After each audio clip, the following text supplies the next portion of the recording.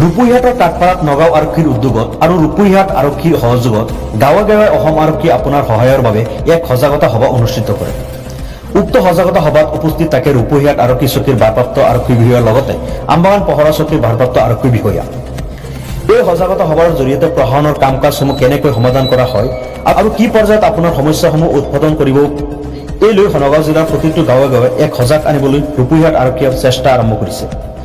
লগতে সমাজত চলি থকা অসামাজিক কাম কাজৰ ওপৰত ৰাইজক সজাগ কৰে। লগতে ৰাইজৰ বিভিন্ন সমস্যা অতি সহজে কেনেকৈ সমাধান কৰিব পাৰি তাক লৈ আৰক্ষীৰ সৈতে মত বিনিময় কৰে। News desk report এনডক্স।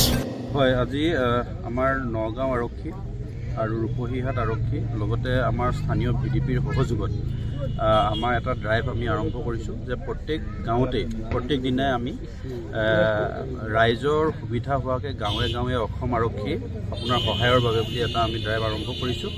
এই ড্ৰাইভত আমাৰ মূল লক্ষ্যটো হ'ল যে এটা মাটি-বাৰী কেছকালতেই হওক বা ক'ৰ্ডৰ পৰা অহা চমনেই হওক বা আপোনাৰ পাছপৰ্ট উলিওৱা বা কোন জেগাত যাব মানুহজন, যে মাটি-বাৰী কেছকাল হ'লে থানাত গৈ কি পাব বা চাৰ্কুল অফিচত গৈ কি পাব বা কোন জেগাত যাব বা পাছপৰ্ট উলিয়াবৰ কাৰণে থানাত গ'লে আপোনালোকৰ সুবিধা হ'ব নে আপোনালোকে এটা প্ৰচেছ আছে যিটো প্ৰচেছত গ'লে আপোনালোকৰ সুবিধা হ'ব, এই গোটেই বিষয়খিনি আমি আজি ৰাইজক বুজাই দিছোঁ আৰু ৰাইজে যথেষ্ট উপকৃত হৈছে।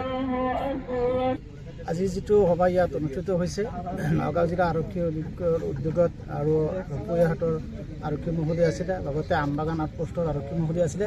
তেখেতসকলে আজি মোৰ দেখা মতে প্ৰায় 10-15টা কেছ ইয়াত সাধাৰণ সহজভাৱে কৈ দিছে আৰু ৰাইজেও বুজি পাইছে।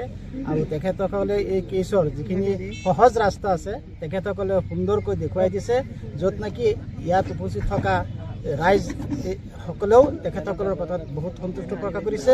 আৰু আমিও এই 3টা গাঁৱৰ মানুহে আমি এই আমবাগান আৰু ৰূপহী আৰক্ষী অধীক্ষক মহোদয়ক ধন্যবাদ জ্ঞাপন কৰিছোঁ। ৰাইজে আহিছিল নে কিবা অভিযোগ লৈ?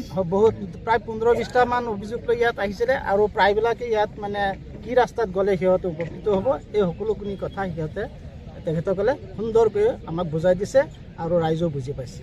গতিকে আমি আশা কৰিছোঁ যে এনেকুৱা সভা মাহে মাহে হওক আৰু আমাৰ পিছপৰা অঞ্চলৰ মানুহবিলাকে সহজতে বুজি পায় আৰু যাতে পইচা বা সময়ৰ খৰচ যাতে নহয়।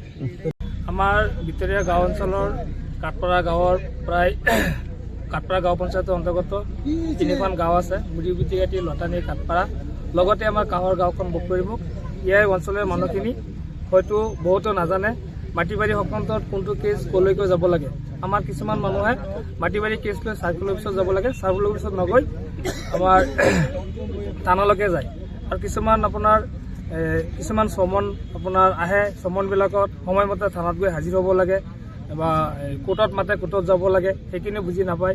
সেই ভক্তক আজি নগাঁও জিলা আৰক্ষী অধীক্ষকৰ অন্তৰ্গত ৰূপহীহাট আৰক্ষীৰ ভাৰপ্ৰাপ্ত বিষয়া মহোদয় আৰু আমবাগান আৰক্ষীৰ ভাৰপ্ৰাপ্ত বিষয়া মহোদয় সকলো ৰাইজক ধুনীয়াকৈ বুজাই দিছে। আৰু যিখিনি আমি আজিৰ এই সভাখনত বুজি পাইছোঁ বা ৰাইজে যিখিনি বুজি পাইছে, আগন্তুক দিনত আমাৰ ভাল এটা ৰাস্তা আমি দেখিবলৈ সুযোগ পাইছোঁ। ঠিক আছে।